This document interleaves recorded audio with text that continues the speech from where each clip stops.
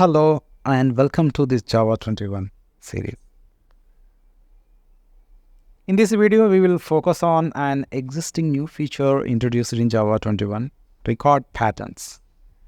By the end of this video, you will know that what record patterns are, how to use them, and how they can simplify your code. And we will also cover common challenges and share practical coding examples. Stay tuned. We need to understand what are record patterns. In Java 21, record patterns allow you to deconstruct objects in a more readable way. This means you can extract values from records or classes easily when using features like pattern matching. Record patterns help reduce the boilerplate code you need when handling data. So, how to use record patterns here? For example, we have a code snippet. So in the code snippet, we have a record called person.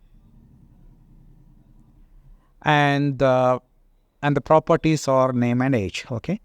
This defines a record called person with two fields, name and age. Now let's say you want to extract these fields when using a person object. Without record patterns, you would typically write something like this. Like what? You have to create an object here. And you need to pass the values in the constructor. So in this case, alias and his age 30. Okay. So these two parameters.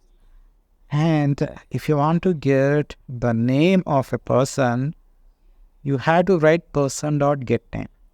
So if you want to get the age of a person, you need to write person.getAge.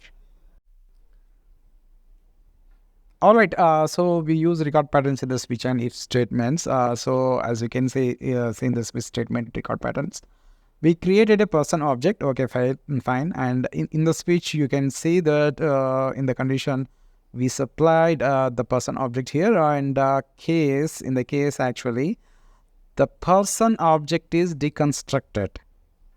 That means no need to call getter methods here. Okay, so record patterns, what we'll do, it will automatically unpack the values. Similarly, you can use the record patterns in an if statement as well. So as you can see in the figure, so if we check that person is an instance of person object, so if it is true, then we will use the name and age property in the out.println. So record patterns make code cleaner and more efficient by this. Why? Because here we will not calling the getter methods on a person object, right? Now we will move to the common pain points here. So, okay, although record patterns simplify deconstruction, there are some common pain points to watch out for. The first of all, pattern matching capability or compatibility. So we need to check the compatibility here. You can only use record patterns with records or classes that fits pattern matching rules. Regular classes need explicit handling. Number one. And second one is exhaustive matching. If you use record patterns inside switch expressions, ensure you cover all possible cases. Otherwise, you may face compilation errors. And third one is readability for beginners. The syntax may feel complex if you are new to the pattern matching. So take time to get familiar with it. All right. And the watch out for pro tips. Here are some tips to make the most record patterns. Using large data structures, like when working with complex data structures, record patterns can dramatically reduce lines of code. And the second one is performance optimization. Record patterns can help make your code more readable without affecting the performance. Pattern matching is optimized in Java 21 here. And third one is the migration from older versions. If you are migrating from Java 17 or earlier, refactor code that uses traditional getters to take advantage of record patterns. This will improve code readability. Let's have a practical then. We will create a class name main, public class main, and we will define a record for a car with a brand, model, and owner. Public record car string brand comma string model comma owner. Okay, and we will define a record for an owner with a name and age here. Again, public record owner string name int age. Okay, then so we will write a main method here. So create a new car object with a brand, model, and owner. So we will create a new car object here. So car equals to new car. We will give the values like Toyota and model Corolla, and we will provide the values like John and 45 into the owner object. Okay, fine. Then so we will write a if statement to check whether the car is an instance of that car record.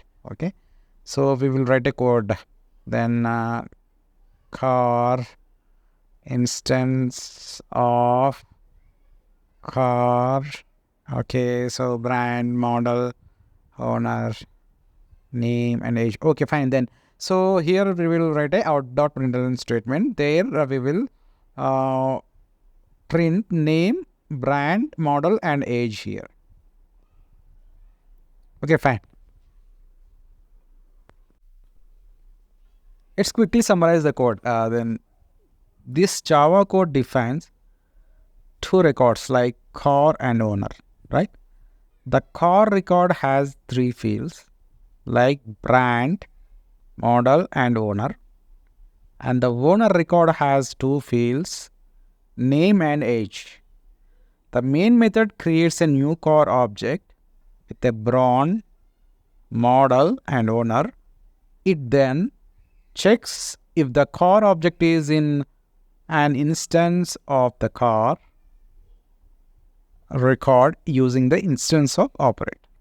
So if it is, it prints out the owner's name, car brand, model, and age. Now that you understand how record pattern work and try integrating them in your projects, they make handling data objects much cleaner and more efficient. Don't forget to subscribe for more Java tutorials. Leave your questions in the comments below.